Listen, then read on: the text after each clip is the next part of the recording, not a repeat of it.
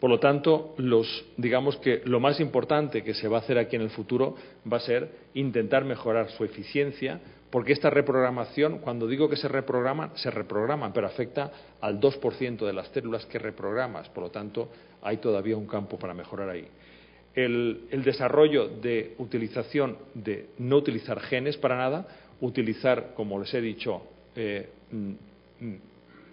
RNA mensajero o bien incluso hacerlo a nivel de proteínas y después eliminar cualquier tumor, posibilidad de que aparezcan tumor, conocer más estas células y hacer las restricciones cada vez van a ser mayores para poder ser aplicadas a lo que es la especie humana y a la clínica.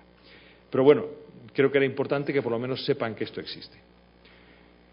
Ahora quisiera ya centrarme en lo que es la medicina regenerativa. ¿Cómo afecta todo el campo de las células madre a lo que nosotros hacemos o cómo va a afectar en el futuro?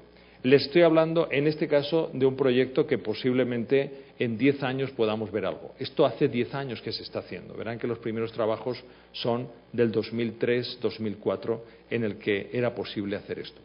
Es la diferenciación de células germinales para la creación de gametos. Y esto se puede hacer desde varias vías. Por supuesto, siempre se comienza con el ratón y se acaba con el humano. No les tengo que explicar que si hay algún tipo celular que es realmente delicado, son los gametos, puesto que pasan por un procedimiento que es la meiosis, que es lo más complicado que existe. Es la reducción de los cromosomas. Esto realmente tiene que estar hecho con mucho cuidado, porque si no realmente pueden haber problemas. Por lo tanto, los grandes problemas que nos encontramos aquí son el paso de la meiosis y los problemas epigenéticos que puedan ocurrirse. Hemos aprendido muchísimo en estos 10 años acerca de la creación de la línea germinal y aquí tienen ustedes, esto que tienen aquí, esto es el mapa, esto es lo que se llama el mapa de carreteras de cómo crear gametos a nivel genético. Sabemos perfectamente que la existencia de estos marcadores nos dice si esa célula se encuentra en un momento premeiótico o posmeiótico, si está cuando ya están en el nicho. Por ejemplo, el trabajo que verán ustedes ahora de John Tilley se basa fundamentalmente en obtener células que son basapositivas. Por lo tanto, se encuentran ya en el nicho, se encuentran aquí. Si la célula expresa estos marcadores, el c-KIT y el DASL, estos están antes de lo que es están en fase de migración. O si tienen estos otros, se encuentran aquí. Por lo tanto, esto que tienen aquí no son marcadores al azar, están perfectamente comprobados y es la forma en la que podemos seleccionar estas células en fase premeiótica, posmeiótica, antes de migrar al nicho, después de migrar al nicho. También esto está perfectamente comprobado, pero es mucho menos controlado, lo que son las variaciones epigenéticas, es decir, la metilación. La epigenética es el control no genético de los genes, es decir, la existencia de una metilación o de una acetilación del DNA que va a hacer que se expresen o no unos determinados genes. Y esto es muy importante en el momento del desarrollo embrionario, porque como ven aquí, cuando se produce el cigoto, la metilación, el control epigenético desaparece, se viene abajo, porque es muy importante para el desarrollo del embrión. Y es a partir de que el embrión se forma cuando la metilación se vuelve a producir, porque las células somáticas todas están metiladas y tienen más o menos todo lo que es el aspecto epigenético protegido. Sin embargo, cuando hablamos de las células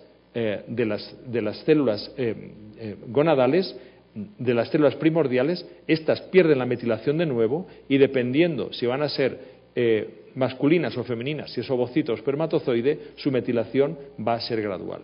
Esto es muy importante. Esto, como ustedes saben, bueno, no sé si lo saben, pero está propuesto el premio Nobel de los próximos años a Surani, que fue el que realmente detectó lo que es y digamos que inventó o descubrió lo que es la parte epigenética y lo que es la metilación.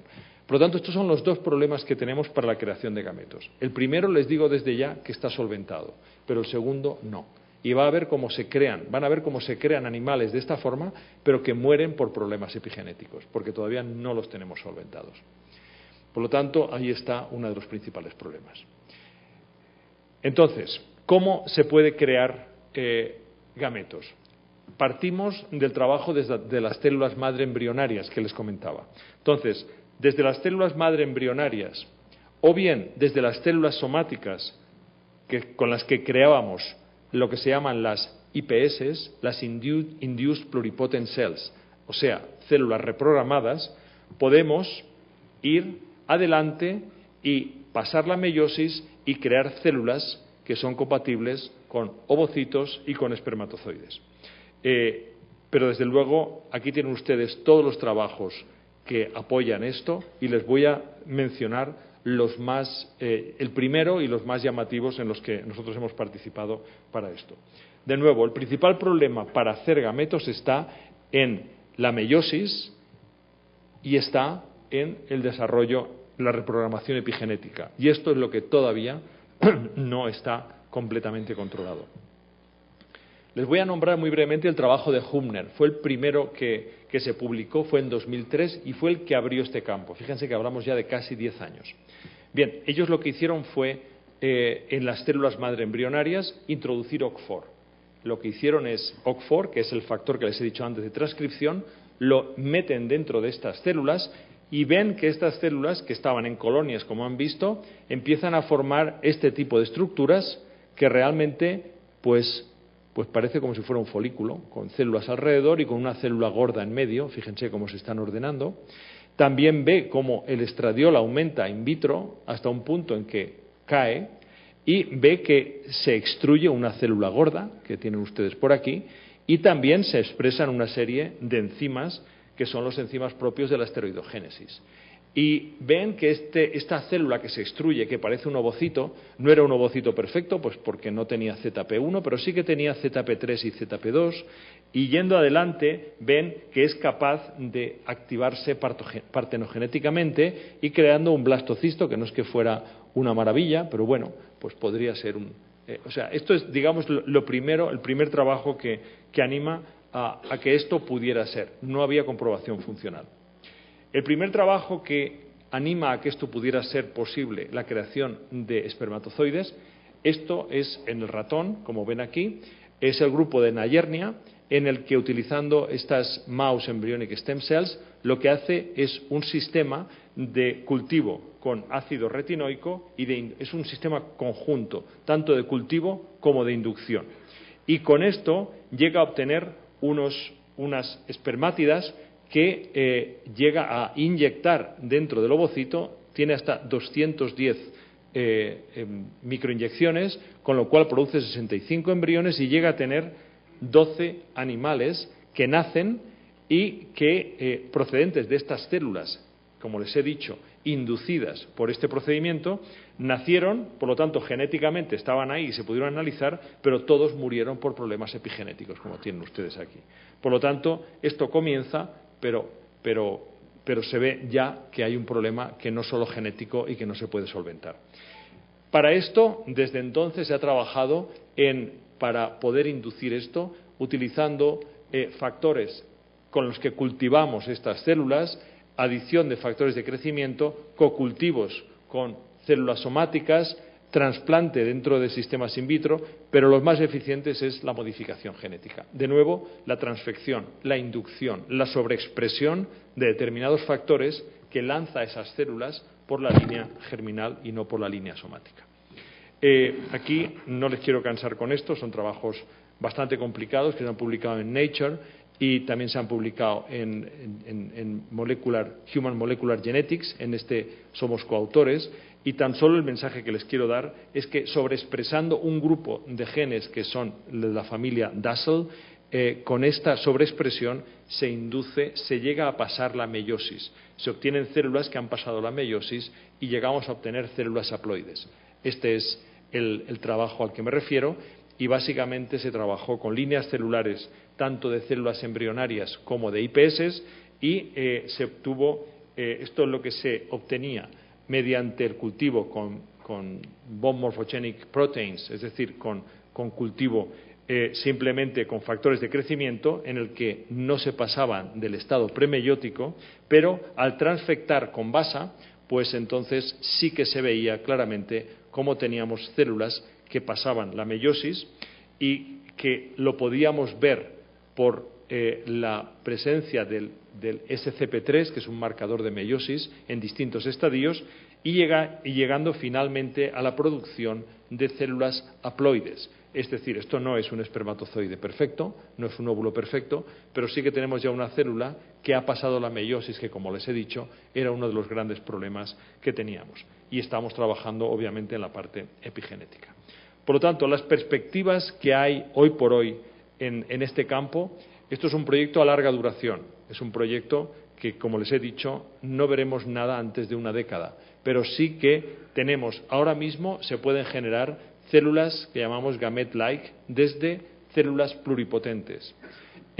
Tenemos que se ha conseguido pasar la meiosis, la producción de células haploides, que hemos creado un modelo in vitro de gametogénesis y que ahora en la actualidad estamos ya trabajando en hacer esta conversión directa. Esto mismo lo estamos repitiendo y ya está prácticamente acabado el trabajo, utilizando fibroblastos, utilizando pelos, utilizando fibroblastos, poder hacer exactamente esto. La gran duda es si algún día lo podremos utilizar realmente en clínica, porque imagínense los controles que vamos a tener que tener para verificar que de aquí puede salir un niño sano. Esto va a ser complicado, pero como ustedes saben, la donación de gametos cada vez es mayor.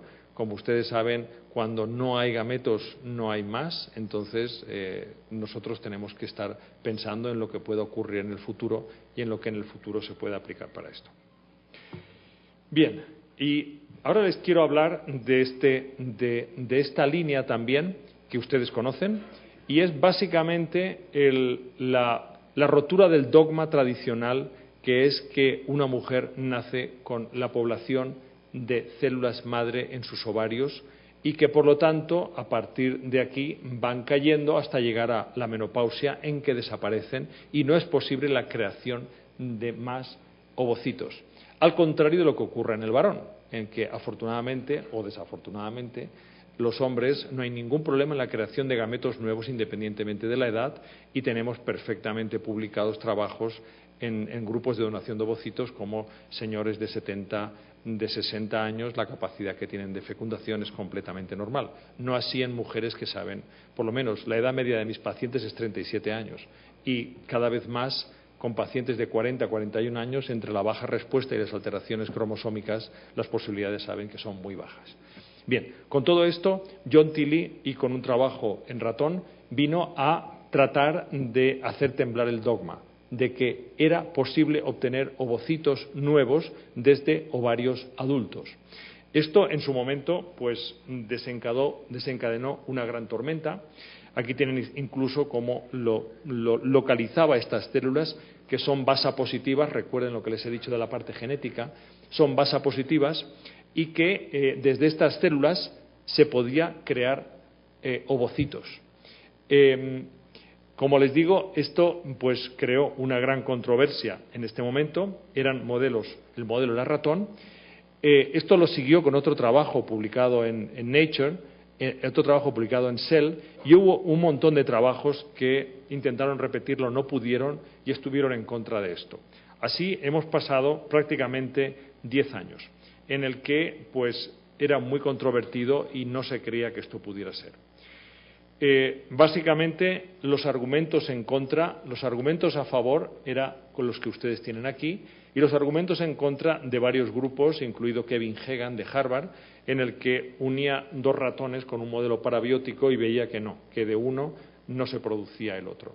Porque el siguiente trabajo del grupo de Tilley fue no solamente del ovario, sino que se puede reforzar esta población en el ovario desde la médula ósea o incluso desde sangre, lo cual ya fue completamente muy discutido. Realmente la única pieza a favor que tenía este trabajo es este grupo chino, que ellos fueron capaces de crear una línea celular desde células basapositiva del ovario adulto. Desde esta línea celular crearon estos ovocitos que los marcaban con una proteína que era la GFP, la Green Fluorescence Protein, y al introducirlo en el ratón vieron que se creaban ratoncitos desde estos ovocitos GFP positivos, y por lo tanto los ratones eran verdes también, con lo cual parecía que sí, que esto podía ser cierto, que se podían obtener de estos ovarios. Esto fue la única prueba. Y lo que ha ocurrido recientemente es que John, con el cual estoy trabajando y estamos repitiendo estos experimentos en los laboratorios nuestros en Valencia, es que ha pasado ya al humano. Esto es un poco complicada, pero lo que ha hecho básicamente es que de los ovarios humanos, mediante citometría de flujo, se obtienen células basa positivas que marca con GFP, como tienen aquí, las coloca dentro de un seno injerto, un trozo de ovario humano dentro de un ratón, y en ese seno injerto, con esas células marcadas GFP, es capaz de obtener ovocitos humanos, que los ha caracterizado, y parece que son normales. Como les digo, estamos tratando de repetir, esto ha sido publicado en Nature Medicine en 2012, estamos tratando de repetir esto, pero lo fundamental, si esto fuera cierto, es que de los ovarios de sus pacientes, haciendo una punción y obteniendo un montón de células, se podrían seleccionar las que son basa positivas y con ellas hacer que la paciente pudiera crear los ovocitos que no tiene y que no podemos sacar. Esto es simplemente para su conocimiento. Y finalmente, quiero acabar con este trabajo que ha sido publicado este mes por nuestro grupo, en el que lo que hemos hecho es, en pacientes azoospermicos, azoospermia tanto obstructiva como secretora, pero sobre todo secretora, hemos sido capaces de seleccionar la población de spermatogonial stem cells, y lo hemos hecho a través de su selección mediante este marcador, que es el CD49F, que es una matriz extracelular a la que está pegada la espermatogonia, obtenerla, después cocultivarla con células de Sertoli para obtener células que han pasado la meiosis y nos han llegado a hacer células haploides ya, como la primera fase, para intentar crear espermatozoides de varones con una azoospermia secretora. El concepto, como les he dicho, es este. Aquí tienen ustedes una célula de Sertoli, una célula somática, y esta está unida a la membrana basal gracias al CD49F. Esta ha sido la base que hemos utilizado para obtener estas células, para seleccionarlas, y una vez seleccionadas, aquí tienen ustedes por citometría de flujo, hemos verificado que sí que tenían CD49F. A continuación, estamos utilizando biopsias que rutinariamente estamos obteniendo, igual que ustedes obtendrán, de varones azoospermicos, en el que en ellas buscamos si hay espermatozoides o no. Lo que queda de esa biopsia es lo que hemos utilizado en este estudio, de forma que digamos que es el leftover de lo que habitualmente utilizaríamos. Y estas están catalogadas de que no encontramos espermatozoides, no pudimos congelar espermatozoides y sí que obtuvimos estas spermatogonial stem cells. Entonces, desde ahí, fíjense ustedes el porcentaje que hemos obtenido de estas spermatogonial stem cells en varones con azoospermia obstructiva. Ahí está un 5,4, aunque no haya espermatozoides, y en los varones con secretora hay menos, hay un 2,3%. Pero partiendo de esta base, lo que hemos hecho ha sido, además, obtener las células de Sertoli. Las células de Sertoli las podemos extraer utilizando un sistema que es el Nail-RED, que identifica células con acúmulos lipídicos que corresponden a las células de Sertoli, y aquí tienen la microscopía electrónica, y estas células de Sertoli las hemos caracterizado y les hemos metido lo que se llama la Red Fluorescence Protein, una proteína para cuando colocamos encima otro tipo celular poder distinguirlas perfectamente, porque si no se mezclarían. Con este sistema en marcha hemos hecho un cocultivo en el que lo que hemos partido es viendo que fueran diploides tanto las células las spermatogonial stem cells como las células de Sertoli, y al cocultivarlas hemos llegado a obtener células que están pasando la meiosis, como tienen ustedes aquí, y que finalmente se convierten en células haploides, como tienen ustedes aquí abajo. Por lo tanto, esto es el comienzo en estos varones, sobre todo, a nosotros nos vienen pacientes, sobre todo árabes. Estas personas no aceptan para nada la donación. Entonces, si realmente son azoospermicos, ahí se ha acabado todo. Y parte de este proyecto está financiado por un jeque que ha puesto muchísimo dinero para poder ver si esto es posible o no. Para que se hagan una idea de la importancia que tienen para determinados grupos por razones religiosas o por razones privadas, el que esto se ha llevado a cabo. Por lo tanto, esto es una vía que sería para varones azospérmicos, pero también hay mucho interés en pediatría porque estas mismas espermatogonial stem cells, en caso de que hay un cáncer en el niño, se pueden obtener mediante biopsia antes de que el niño sea tratado, de forma que podemos obtenerlas, replicarlas, guardarlas y después colocárselas cuando el niño es adulto, de forma que pueda recuperar su capacidad de producir espermatozoides con este sistema. Bien, y con todo esto, esto es lo que yo les quería comentar, pero no quiero dejar el hablarles de la parte, de lo que llamamos el lado oscuro de las células madre. Esto es lo que se hace con mucho trabajo y comprobando las cosas, pero siguen habiendo clínicas en todo el mundo que, aprovechándose del dolor de las personas enfermas, ofertan la posibilidad de hacer tratamientos milagrosos. Tengan cuidado con esto. Aquí les he traído 3 citas. Desafortunadamente aquí hay alguien de México, no sé, espero que no esté en la audiencia, pero como ven ustedes, esto está en Internet y estas clínicas dicen que utilizan estas células, unas de donantes de la República Soviética de no sé qué, y ofertan que con una inyección curan desde el cáncer hasta la caspa. Cualquier cosa son capaces de curarlo, eso sí, por el módico precio de 25.000 la inyección, y que, por supuesto, no hay ningún tipo de publicación ni de prueba que esto es cierto. Por lo tanto, cuando se habla de células madre, como han visto, hay muchos tipos de células madre y las cosas hay que hacerlas bien hechas y con los controles adecuados, o de lo contrario, pues podemos entrar en situación en que estamos causando más dolor y más sufrimiento a las personas que ya lo tienen directamente. Y con esto, tan solo quiero aquí mostrarles la fotografía de las personas que trabajaron conmigo inicialmente en el Centro de Investigación Príncipe Felipe y que han sido las principales impulsoras de todo este trabajo, empezando por mi mujer, la doctora Diana Balbuena, que ella ha estado en la creación de las células madre embrionarias, Marcia Riboldi, que es una fellow brasileira, que ya está en Sao Paulo. Ella ha sido la que ha trabajado sobre todo con las espermatogonial stem cells.